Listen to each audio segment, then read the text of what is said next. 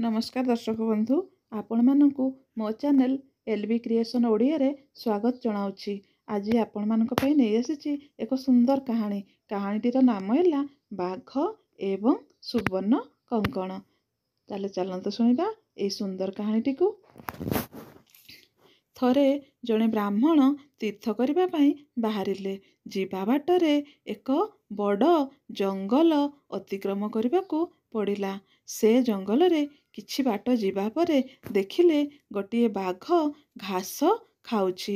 बाघटी हृदकूल रे बसी थाए। बाघटी घास खाउथबार देखि ब्राह्मण को आश्चर्य लागिला। जी सबुबेले जीवजंतु को मारी खाइबा कथा से पुणी घास खाउछि। पुणी बाघ हातरे एक सुवर्ण कंकण धरिछि। कंकणटीरे सूर्य किरण पड़ुथिबारु बेस झलझल देखा जाउछि। बाघ हातरे सुवर्ण कंकण देखि ब्राह्मणक मनरे लोभ जात हेबा स्वाभाविक कथा। किंतु बाघ पाखक जाई ब्राह्मण कंकणटी को आनिबे किपरि? ब्राह्मण मने मने एही कथा चिंता करुथांती। किछि समय परे बाघटी ब्राह्मण को कहिला, होइरे ब्राह्मण, मु एठारे घास खाउथबा देखि तू आश्चर्य हो जाइथिबु। तापरे मो हाथरे सुवर्ण कंकण देखि आहुरी आश्चर्य लागुथिबो। मु तोते एही कंकणटी देबाकू चाहूँछि। मो पाखरे एही जिनिसटी रही कौन लाभ? बरं जड़े मनुष्य को यह दान कले जिनिसटी तार कामरे आसीबो। तू मो ठारू यह ग्रहण कर। मते एक हिंस्र जंतु बोली भाबी तू बोधुए भय करुथाई पारु। मु मोर युवक अवस्थारे बहु वन्यजंतु मनुष्य मानंकु मारी खाइछि। सेही पाप पाई मु मोर प्राणप्रिया पत्नी एवं पुत्र को हराइथिली। थरे जने साधुंक सहित मोर परिचय हैला। साधु जनक मते शिकार करबाकू बारण कले। साधु महात्मा को उपदेश मानि मु निरामिषासी पालटी जाइछि। प्रतिदिन मु एही नदी रे गाधई सारी नदी कूल थिबा घास को खाए। बोधुए सेथिपाई मोर दांत एवं पंजा गुड़िक नष्ट हो गलानी। मो कथा शुणी सारिबा परे तू तथापि मते विश्वास करि पारुनु। दयाकरी मते तू विश्वास कर। मो ठारू एई सुवर्ण कंकणटी नहीं तू तो पत्नी को देई देबु। तथापि मध्य ब्राह्मण बाघर कथा को विश्वास करि पारिला नाही। विश्वास जन्माइबा पाई बाघटी ब्राह्मण को कहिला, हे ब्राह्मण, तू आजि पर्यंत जीवनर माया छाड़ी पारिनु। जीवन क्षणस्थायी, तथापि मध्य मनुष्य ठारू आरंभ करी जीवजंतुंक पर्यंत समस्तंक पाई एहा अत्यंत मूल्यवान।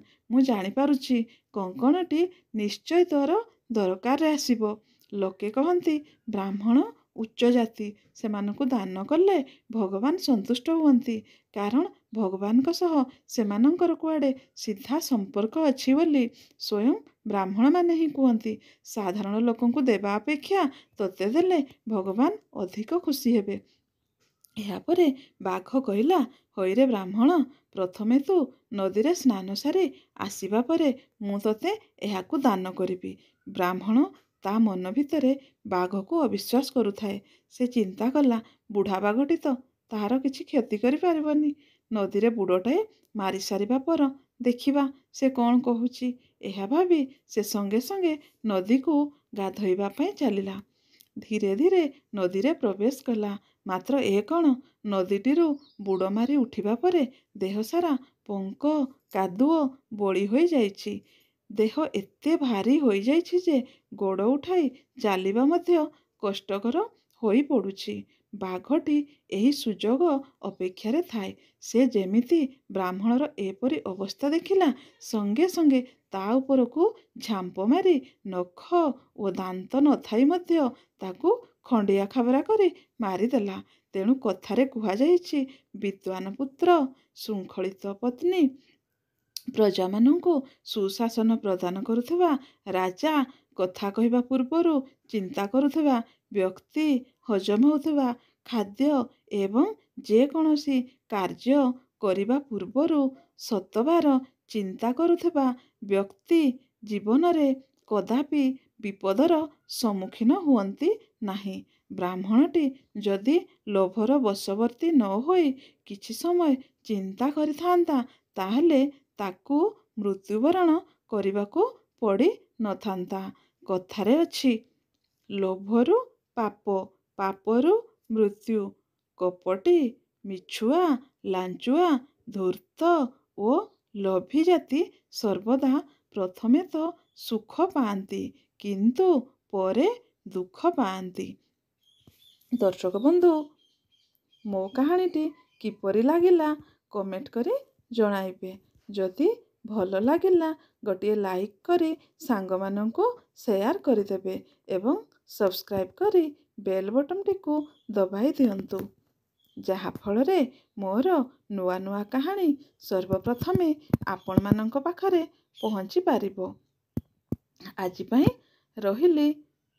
ପୁଣି ଦେଖାହବ ଆଉ ଗୋଟିଏ ନୂଆ କାହାଣୀ ସହିତ। ରହିଲି। Bye bye.